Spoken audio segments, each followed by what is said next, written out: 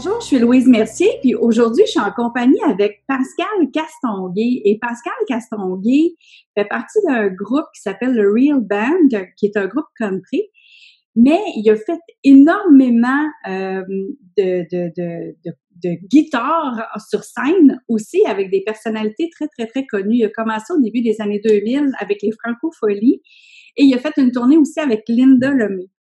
Puis en 2006, quand Linda Lemay a pris son congé, Pascal a dû se revirer de bord. Parce que là, sa vache à lait, dans le fond, c'est ce qui faisait qu'il était capable de nourrir sa famille puis de payer ses affaires, c'était sa tournée avec Linda. Mais là, Linda, elle a décidé de prendre une année sabbatique, puis c'est bien correct parce que quand on est maman, on veut ça. Mais là, Pascal, moi, j'aime beaucoup ton histoire parce que, écoute, c'est tout ce que les entrepreneurs, des fois, ils ont peur de faire. Peux-tu nous expliquer, parce qu'en 2006, quand ça s'est arrivé, c'est quoi que tu as fait exactement? Ouais, première des choses, Real Country Band pour ce qui est de mon groupe là. Real Country Band, c'est pas juste Real Band, c'est R-E-E-L, c'est ça là. Ouais, REL, Real Country Band.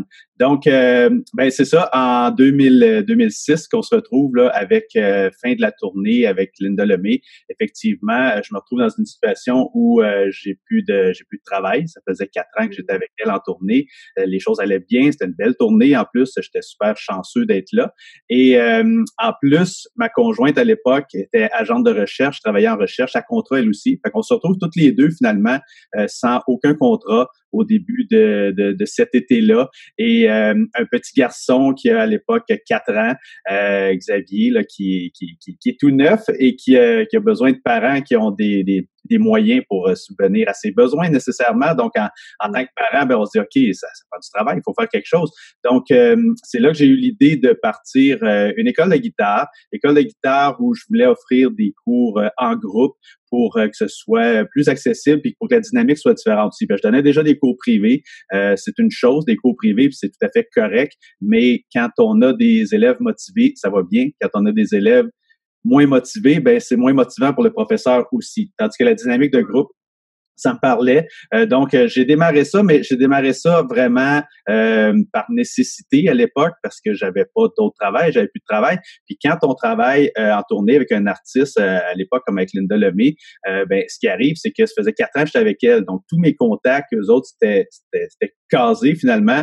Pascal, il est avec Linda Lemay, il est pas disponible pour autre chose. Donc là, quand ça arrête, le temps de refaire nos contacts, le temps de rappeler tout le monde, là, dire qu'on est revenu en ville, parce qu'en plus, avec Linda, on faisait beaucoup de voyages en Europe. Donc, les gens, ils pensent qu'on est souvent à l'autre côté, ce qui était le cas aussi. Donc, on se retrouve avec plus de contact, plus rien. Fait que là, il faut faire quelque chose. J'ai dit, je vais partir des cours de guitare dans mon sous-sol, cours de groupe, mais je vous le dis, là, c'était sans aucune préparation. Ça s'est fait par nécessité à la dernière minute. Je pense que 2 semaines avant de commencer, là, je dis, OK, il faut que je fasse de quoi? Je me lance, puis je mets des annonces dans les journaux à l'époque parce que les réseaux sociaux, c'était pas ce qu'il y a aujourd'hui. Donc, j'ai réussi à ramasser 2 groupes, un groupe de débutants, un groupe de gens qui jouaient un petit peu, et j'ai fait mon plan de cours finalement avec ces gens-là à mesure. Donc, j'avais aucun plan de cours de préparer, aucun filet de secours, si on peut dire, là. Donc, ça s'est fait comme ça. Finalement, les gens aimaient mon approche, les gens aimaient comment je présente les choses, j'imagine. Et il y a eu de la demande. Donc après ça, la deuxième session, je peux reprendre ce qui a été fait précédemment et continuer à construire ça. Puis là, me voilà 15 ans plus tard avec une école qui offre des cours un peu partout en province, qui engage une dizaine de professeurs, qui, on pourra en parler, là, qui présentement est à l'arrêt du côté physique, mais qui a viré du côté virtuel. C'est là qu'on a dû s'adapter avec la situation actuelle. Mais moi, ce que j'aime beaucoup de ton histoire, là, c'est que tu as osé te lancer même si tu n'avais rien de prête. Parce que souvent, les gens, ils veulent, là, je vais écrire mon plan de cours, puis là, je vais faire ça, puis là, nanana, puis là, après ça, je vais offrir.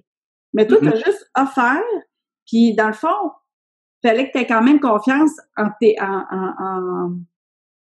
ta capacité aussi de pouvoir rendre quelque chose, là.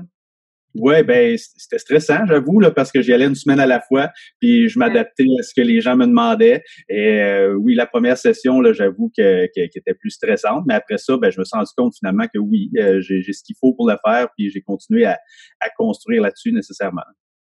Ce que j'aime aussi de ton histoire, c'est que là, tu as des enseignants, puis tu as des. Oups, excusez. Tu as des professeurs qui travaillent avec toi. Et ce que tu as fait, c'est que tu as dupliqué, dans le fond, tu t'es dupliqué avec les autres professeurs par rapport à ce que toi t'enseignais. Tu as dit, OK, maintenant, voici le plan de cours, je peux le montrer à quelqu'un d'autre, puis celle-là peut le montrer après ça aux élèves. Ouais, c'est ça. Ben, en fait, ce qui est arrivé, c'est que ça faisait, je sais pas, 2 ans peut-être là, que je donnais les cours dans mon sous-sol. Là, ben, ça dérange tout le monde. Veut pas quand tu donnes des cours dans le sous-sol, ça fait du bruit. Donc, je me disais, bon, faudrait que je sorte de chez nous. J'ai trouvé une façon d'installer mon matériel finalement pour être capable d'avoir un petit kit de son et tout pour donner les cours à l'extérieur. Là, je me suis dit, ben, moi, je suis à Magog. Je me suis dit, tant qu'à le faire à Magog, j'ai une grande ville pas très loin, à Sherbrooke. Je pourrais toujours faire mes cours là-bas. Donc, je me suis trouvé un local à Sherbrooke. J'ai commencé à offrir mes cours à Sherbrooke. Il y a eu beaucoup plus de demandes parce que la ville est plus grande et j'en suis venu à avoir besoin d'aide. Donc, j'ai engagé une première professeure, Véronique, à l'époque, qui est venue donner les cours avec moi. Ça a débuté comme ça. Mon frère, qui est musicien aussi, habitait Drummondville à ce moment-là. Donc, je lui ai lancé l'idée. J'ai dit, ça te tenterait-tu de partir les cours de mon école maintenant que mon plan de cours est transférable à quelqu'un? Parce que ça a été ça le cheminement à faire, d'écrire un plan de cours finalement, parce que moi, je l'avais très en tête, mais là, je l'ai mis sur papier et je l'ai transféré. Donc, mon frère a dit, ben oui, pourquoi pas. Je pense qu'il a donné les cours pour moi plusieurs années, là, 4-5 ans, là, à Drummondville. Ben là, après ça, ben, j'ai regardé alentour. J'ai dit, ben là, si je suis capable de me déplacer à Sherbrooke, je peux me déplacer à Granby. J'ai parti les cours à Granby. Là, je trouvais que j'en avais beaucoup parce qu'il fallait que je monte mes plans de cours, je prépare tout ça et diriger les professeurs, ben, ça devient une autre dynamique, là. On gère une entreprise, on gère plus juste soi-même et ses cours qu'on a donnés. Donc là, je me suis dit, ben, je vais trouver un professeur pour me remplacer à Granby, ce que j'ai fait. Et de fil en aiguille, j'ai un professeur que j'ai engagé à Sherbrooke qui est allé faire ses études à Québec. C'est lui qui m'a lancé l'idée. Il dit, ça te tente-tu qu'on essaie de démarrer ça à Québec? J'avais un professeur de confiance, quelqu'un qui connaissait ma méthode. C'était parfait. J'arrive dans le marché de Québec. Je me fais dire à Québec que ce qu'on fait, ça n'existe pas dans un marché comme Québec. J'ai sauté là-dessus nécessairement.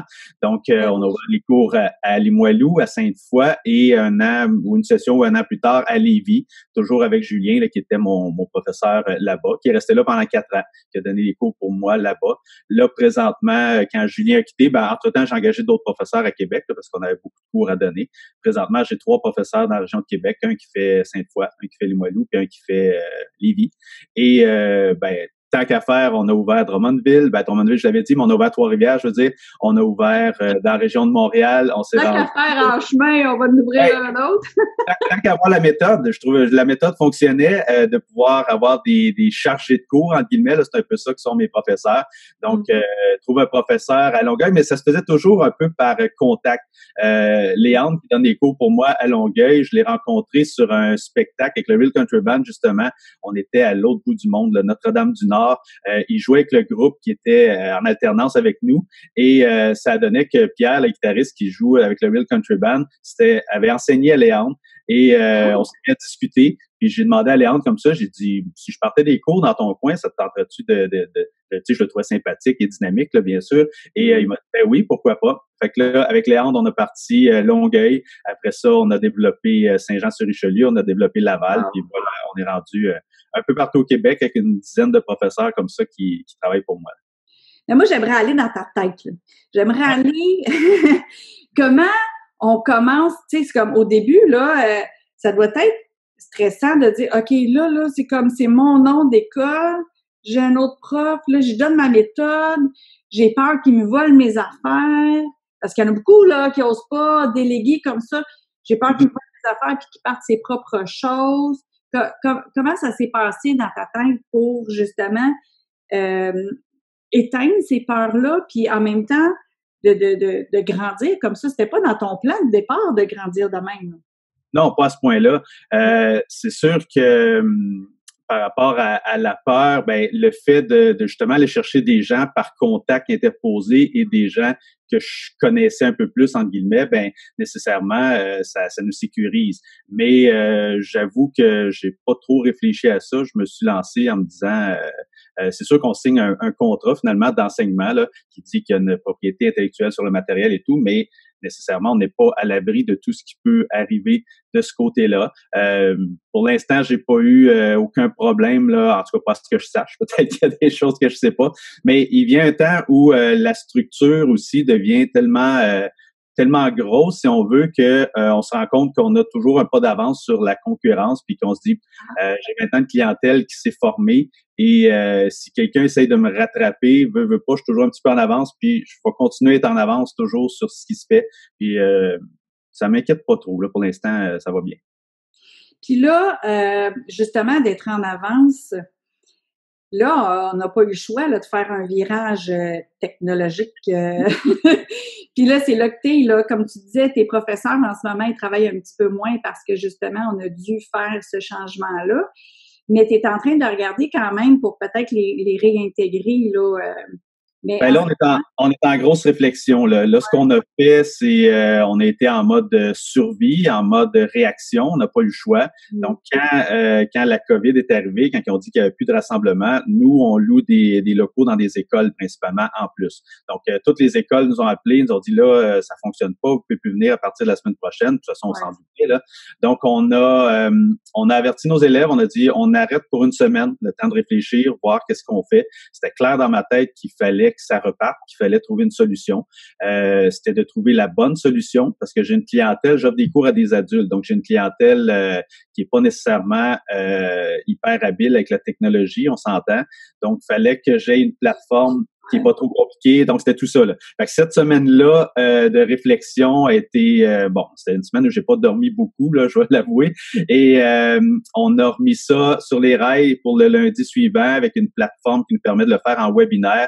J'ai essayé d'intégrer mes professeurs, mais c'était vraiment trop compliqué, là, que chaque professeur enseigne à ses groupes pour le côté technique, de servir de bord en si peu de temps, que mes professeurs aient un Internet suffisamment rapide, qu'il y ait des ordinateurs, qu'il y ait tout le matériel qu'il faut et que je puisse coacher tout le monde à distance. C'était vraiment inconcevable. On voulait repartir rapidement. Il faut, si on veut pas que tout s'écroule. Donc, j'ai entrepris de donner tous les cours moi-même. Donc, pour sauver les meubles, j'ai fait donc des sessions, une session de jour, une session de soir pour chacun des niveaux. J'ai 5 niveaux de cours que je donne. Donc, j'avais 10 heures d'enseignement à faire par semaine avec une plage horaire de jour, une plage horaire de soir. Et là, je regroupais tout le monde de partout. Fait que là, quand ça l'a parti lundi matin, c'est le stress de savoir est-ce que la plateforme va fonctionner, parce que je l'avais jamais utilisée avec tout ce monde-là. Je l'avais testé, bien sûr, mais est-ce que la plateforme va fonctionner? Puis est-ce que les gens vont accepter la nouvelle méthode? Est-ce que les gens vont embarquer là-dedans? Est-ce qu'ils vont rester avec nous? C'était ça qui était ma plus grosse crainte, là.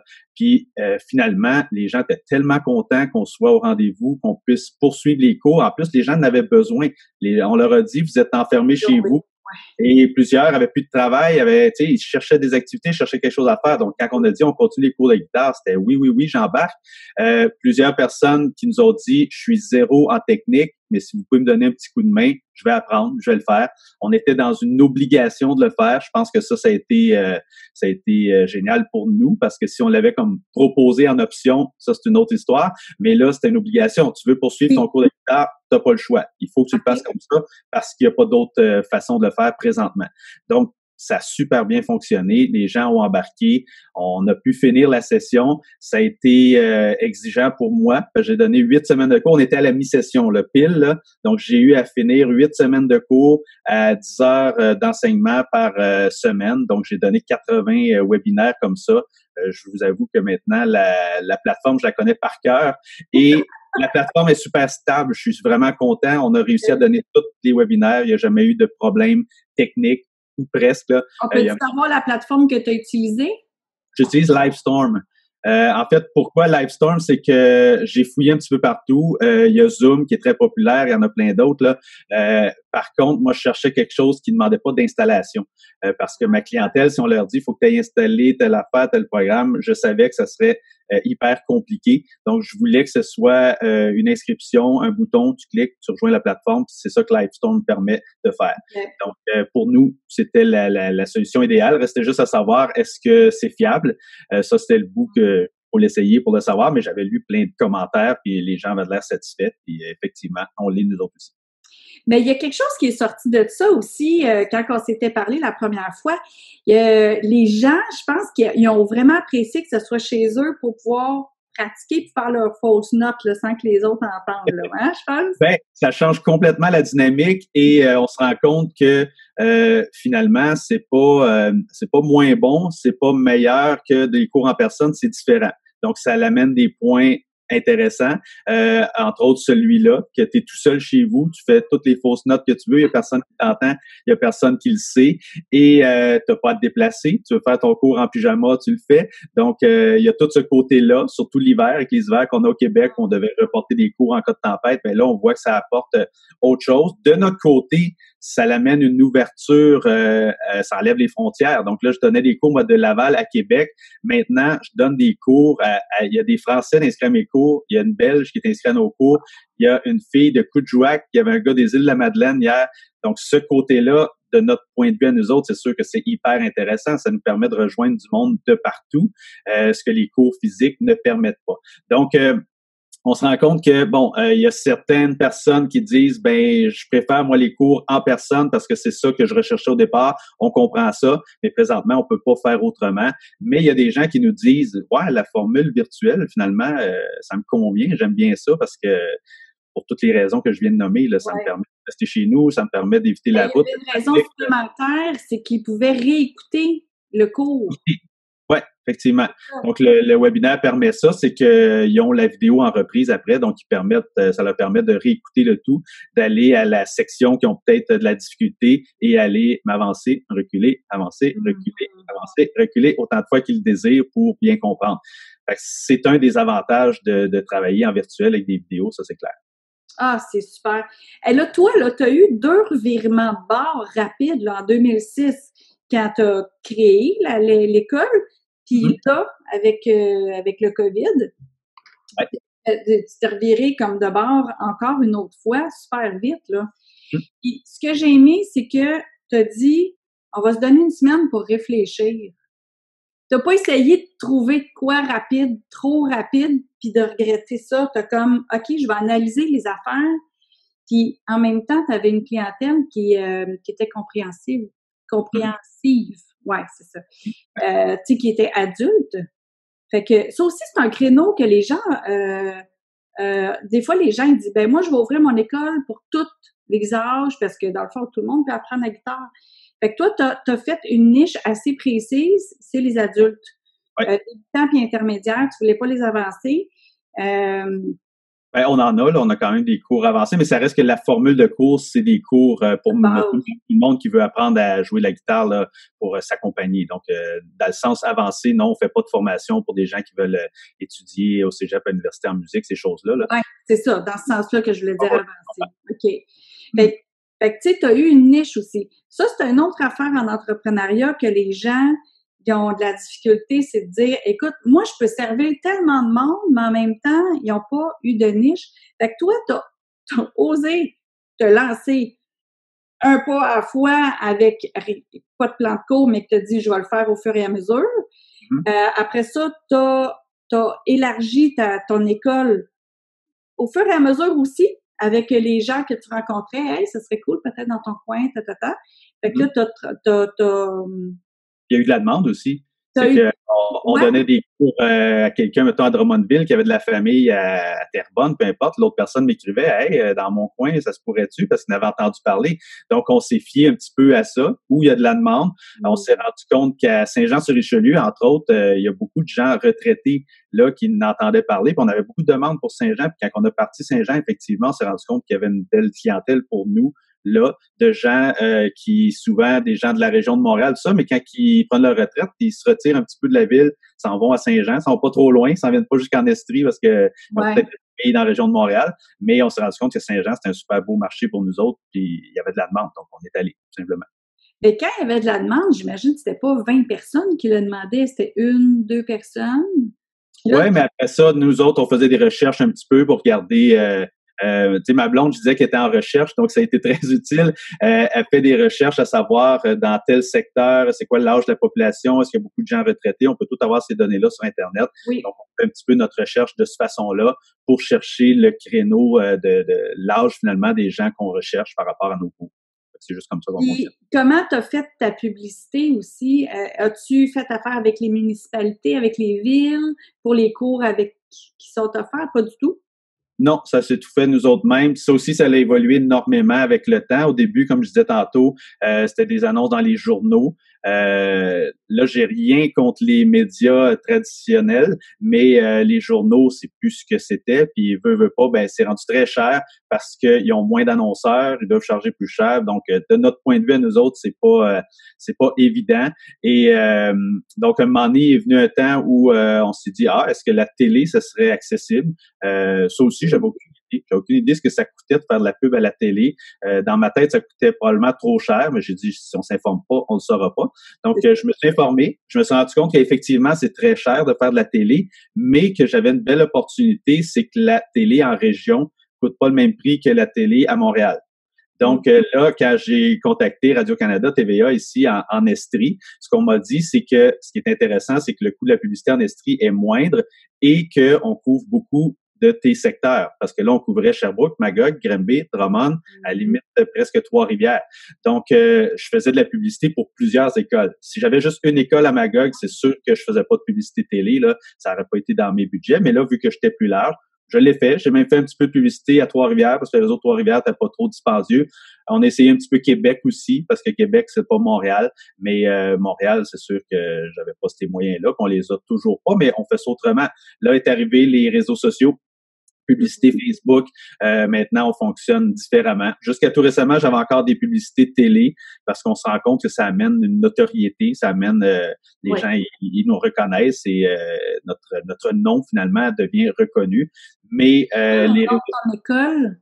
coursdeguitare.ca, facile de même. Coursdeguitare.ca. Écoute, c'est vraiment facile de même. Facile de même. Donc, la grosse difficulté, en fait, puis c'est drôle parce que maintenant, ça me sert, c'est que c'est mon nom de domaine, veux pas, là, pour rejoindre mon site Internet, qui est le nom de mon école. Et souvent, les gens demandaient, c'est juste des cours en ligne, votre affaire? Puis on disait, non, c'est des cours en personne, en groupe. Puis ça a toujours été, je me suis dit, bon, c'était-tu vraiment un bon choix? Mais d'un autre côté, ça dit ce que ça a à dire. C'est coursdeguitare.ca, ça dit où aller pour avoir l'information, puis ça dit qu'est-ce qu'on fait. Donc, c'était assez direct, mais effectivement, les gens pouvaient penser que c'était des cours en ligne. Et là, maintenant, je suis tellement content de m'appeler coursdeguitare.ca parce qu'on est en ligne par défaut, on n'a pas le choix. Donc, c'est ça. Et avec les publicités et tout, ben les gens ont fini par le savoir là, qu'on est des cours. Puis on faisait exprès pour mettre des images avec une salle de classe, avec des gens de la bonne catégorie d'âge pour nos cours, pour montrer ce qu'on fait finalement. Puis là, toi, là, tes sessions, ils fonctionnent comment? Juste s'il y en a, juste rapidement, c'est-tu vraiment des sessions qui commencent ou... Ouais. Ben là, c'est sûr qu'on réfléchit, on est en restructuration, veut pas, on sait pas ce qui va arriver à l'automne. Pour l'instant, on n'a pas de décision de prix. Présentement, s'il fallait reprendre les cours en personne, on pourrait pas à cause de la distanciation sociale, à cause des rassemblements. Là, ils disent qu'on peut se rassembler dehors depuis 2 jours ou à partir de demain, là, peu importe. Là. Mais donc, on donnera pas les cours dehors en plein hiver, ça c'est certain. Donc là, présentement. Ouais, c'est ça. Là, présentement, on réfléchit. On a un petit peu de temps parce qu'habituellement, notre session débute à l'automne. Donc, on est arrêté pendant l'été. Là, je fais une session exceptionnelle de printemps que j'ai ajoutée à l'horaire dans la situation actuelle. Mais habituellement, c'est ça. Notre fonctionnement, c'est une session à l'automne, une session à l'hiver. Parce que moi, je suis aussi un musicien dans la vie. J'ai des contrats les fins de semaine. J'accompagne des artistes. J'ai mon projet, le Real Country Band personnel. Donc, l'été, je fais beaucoup de festivals. Je fais beaucoup je suis sur la route, finalement. Et mes professeurs aussi, c'est tous des musiciens actifs. Donc, veux pas, rendu au mois de mai, là, j'aurai des conflits d'horaire avec tous mes professeurs et avec moi, entre autres. Donc, les cours se donnent jusqu'au mois de mai. On est arrêté pour l'été. De toute façon, c'est des cours de groupe. Les gens sont en vacances. Les gens ça serait difficile de relier tout le monde, d'avoir tout le monde. Là. Donc, on est toujours arrêté l'été et on reprend ça à l'automne. Donc, une session de 15 semaines à l'automne, une session de 15 semaines à l'hiver. C'est comme ça qu'on fonctionne habituellement, sauf que là, présentement, on est en réflexion, savoir qu'est-ce qu'on va faire cet automne. OK. Puis pour ceux qui nous écoutent, là, s'ils veulent aller écouter aussi le Real Country Band, là, je suis allée voir sur YouTube. Puis écoute, moi, je vous ai trouvé très bon. Puis le country, je trouve ça entraînant. C'est pas ma musique de prédilection, mais j'aime ça, tu sais, comme quand tu sais que c'est ça que tu vas écouter, je trouve ça vraiment le fun. Tu as probablement vu qu'on joue du répertoire qui est pas toujours country aussi dans ce qu'on fait. Exactement. We Will Rock You, entre autres. Voilà.